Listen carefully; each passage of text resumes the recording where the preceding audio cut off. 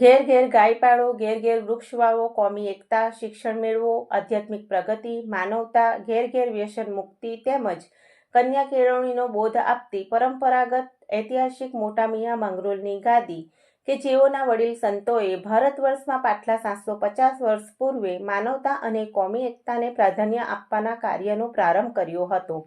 આ જ ઐતિહાસિક પવિત્ર ગાદીનો દર વર્ષે ગુજરાતી તિથિ મુજબ પોષ સુદ એકમથી ઉર્સ મેળાનું આયોજન થાય છે.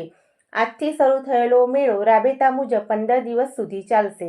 ત્યારે આજ રોજ હાલના ગાદીપતિ પીર સલીમુદ્દીન ફરીદુદ્દીન ચિશ્તી તેમના પુત્ર ડોક્ટર મતાઉદ્દીન ચિશ્તી સાથે પોતાના રહેઠાણ પાલેજથી મોટા મિયા માંગરોળ જવા નીકળ્યા હતા અને તેઓનું અંકલેશ્વર વાલિયા ચોકડી ખાતે આગમન થયું હતું, જ્યાં તેઓનું મુરીદો દ્વારા ભવ્ય સ્વાગત કરવામાં આવ્યું હતું અને તેઓએ મુરીદોને આશીર્વચન પાઠવ્યા હતા.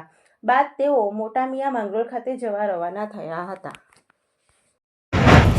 મોટા મિયા માંગરોળની ઐતિહાસિક ગાદીનો પરંપરાગત વાર્ષિક ઉત્સવ આજે શરૂ થવા જઈ રહ્યો છે.